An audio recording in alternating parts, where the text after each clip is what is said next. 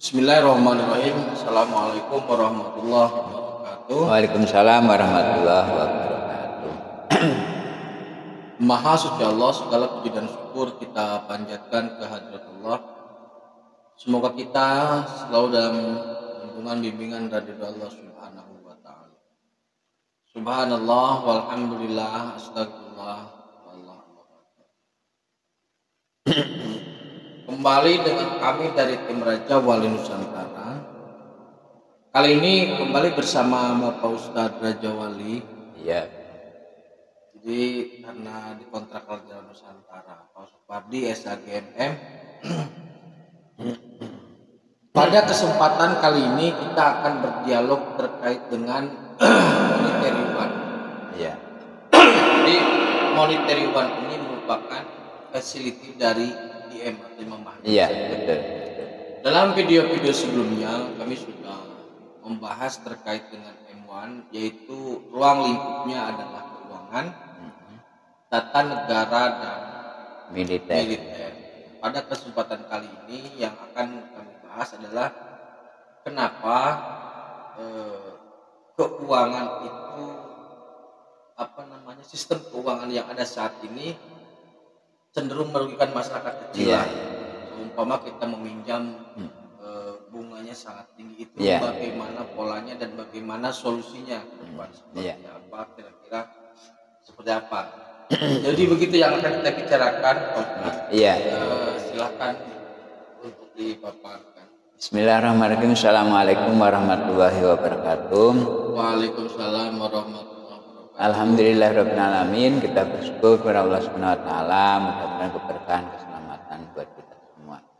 Saudaraku, bahwa tim Raja Wali Nusantara ini memberi peluang pendapat, ya, kayak opini bahwa forecast bagaimana sih monetary one menurut versi Raja Wali Nusantara.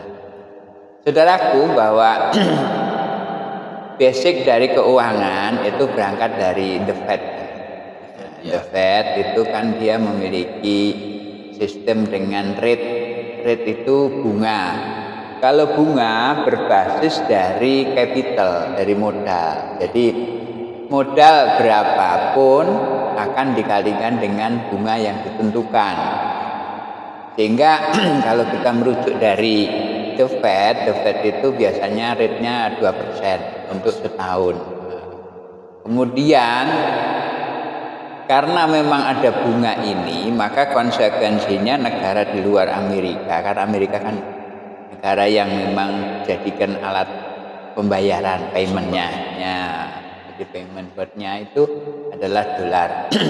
Nah, dolar ini tidak kena inflasi, tapi di luar dari dolar itu kena inflasi, karena pasti harus menanggung resiko 2% gitu loh kan, dari The Fed itu yang dia sebenarnya jadinya inflasi. Nah, kalau di Indonesia sekarang ini inflasi di angka 3%, karena The Fed-nya 2%. Karena inflasi 3% itu, maka mau nggak mau BI rate bunga di BI Bank Kendali Moneter di Indonesia itu ya di angka 4,7. Ya, karena kena inflasinya 3%, 2%-nya dari The Fed. Kemudian 4,7 itu adalah komersil atau uang-uang yang diturunkan ke bank komersil.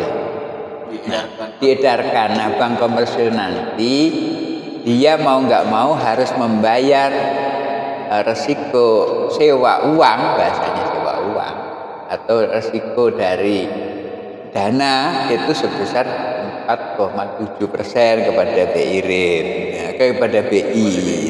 Nah, bang, kemudian dia menjual ke masyarakat, kur ini di angka 7%. Nah, kalau kur 7%, berarti ada spread harus di atas BI rate. Dan seterusnya. Kemudian bank komersil yang lain bisa mencapai 8, 9, ada yang 10 sampai 12% per tahun. Nah, inilah sistem yang sementara berjalan sekarang ini, bukan sementara ya, yang sekarang berjalan selama ini berjalan, dan ya kita rasakan semua. Nah, kemudian berangkat dari pengalaman keuangan itu, maka ketika nanti ini bahasa andekan gimana. Kita sederhanakan dulu nih. Seumpama begini. Amerika meminjamkan uang Indonesia dengan 2%, gitu. Umpamanya langsung aja angka 100.000. Ya. Maka Indonesia harus membayar 102.000. Ya. Nah, posisi uang ini kan di BI. Berarti BI harus mengembalikan sebanyak kelebihan sebanyak 2.000. Betul. Oleh BI uang ini diedarkan atau dipinjamkan lagi kepada bank komersil. Betul. Contohlah Bank Mandiri umpamanya. Berarti di sini Bank Mandiri dibebani berapa persen tadi? Bebas ini BI rate. BI rate kan 2. The Fed 2, inflasi 3. BI rate 4,7. Jadinya jadi bank Mandiri kalau ngambil uang di BI dia harus membayar bunga 4,7 kepada BI, Bank Sentral BI. Nah, berarti BI di sini sudah memiliki selisih 2,7. Selisihnya 2,7 karena satunya sebagai bagian dari kena inflasi. Ya, inflasi. Kendali inflasi. Berarti dari 4,7 itu nanti yang 2 ke The Fed, yang 2,7 satunya spare untuk inflasi, 1,7-nya untuk keuntungan BI, gitu. Dari Mandiri atau dari bank komersil kemudian dikonsumsi masyarakat dengan kur bunganya lebih tinggi lagi 7%. Katakanlah 7%. Karena kur itu kredit usaha rakyat itu 7%. Tapi ada yang sampai 10. Ada. Sampai 12 ada. Berarti kalau katakanlah 10, pemanya di ujungnya titik konsumennya itu 10. Berarti kan jadinya kalau dari The Fed-nya 100 jadi 110.000. Betul. Nah, yang 10.000 ini nanti dibagi untuk bank komersil. Ya. Kendali inflasi dan The Fed. Jadi panjang maksudnya. Panjang. Jadi kelebihan 10.000 dari 100.000. Betul.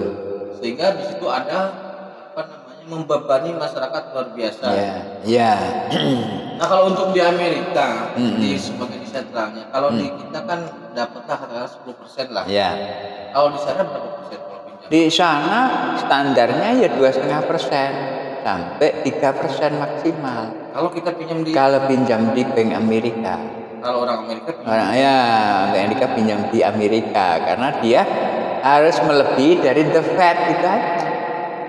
Kan 2% The Fed, menambah bank komersilnya dia harus 3. Berarti dia bisa maju sendiri kan kalau gitu? Betul, karena rate-nya rendah.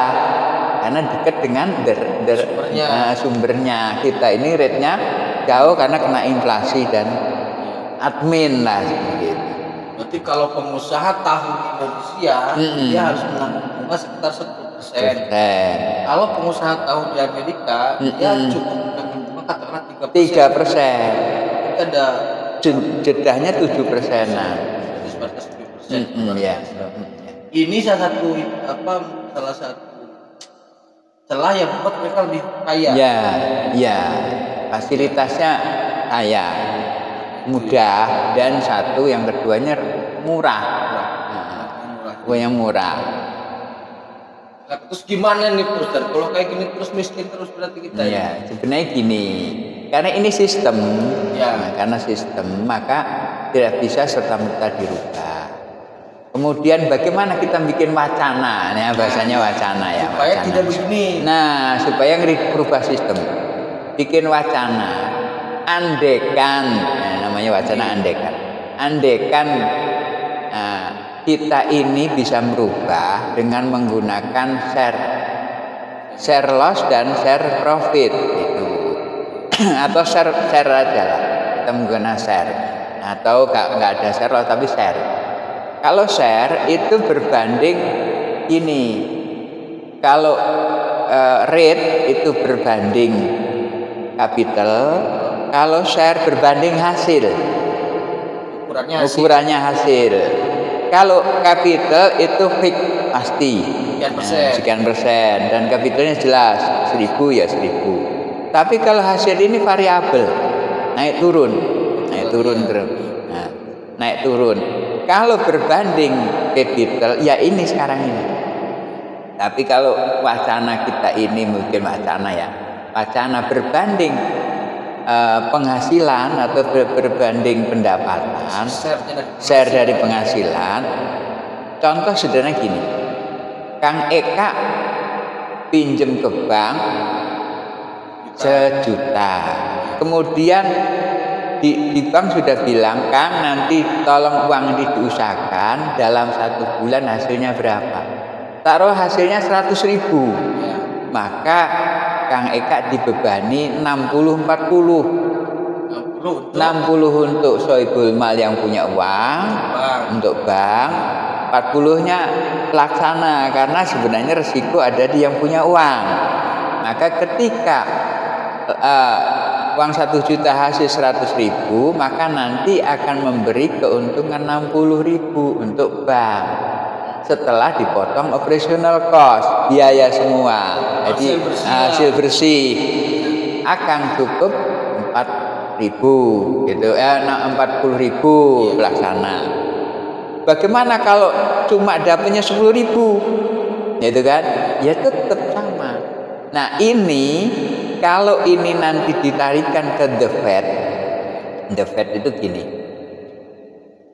Kalau The Fed nanti bilang, bagaimana kalau keuangan kita ini nanti antar negara itu menggunakan share, tidak fix, tidak berbasis kapital tapi berbasis penghasilan, maka nanti juga akan jadi bebannya tidak berat. Jadi kalau misalkan pendapatan di satu negara itu dapatnya uang 1 triliun, dapatnya 100 juta, maka negara itu setor untuk hasilnya adalah 60-40, tetap sama karena Sohibul Mal itu kalau resikonya lebih tinggi kan. Kalau pelaksana kan modal tenaga gitu ya. Nah 40-60 tetap begitu selama dia menggunakan uang ini. Nah, jadi uang itu fix utuh, hasilnya dibagi selama menggunakan uang ini. Kalau memang sudah tidak mau menggunakan, maka uang bisa bergulir. Nah, tapi untuk yang sistem rate, sistem bunga, ini bebannya 2. Pertama, beban bunga yang difikkan 2% taruhlah The Fed ya. Yang kedua, pengembalian dari modal. Jadi penarikan modal secara bertahap. Penarikan modal secara bertahap ini juga akan memberatkan dalam kompetisinya, gitu ya.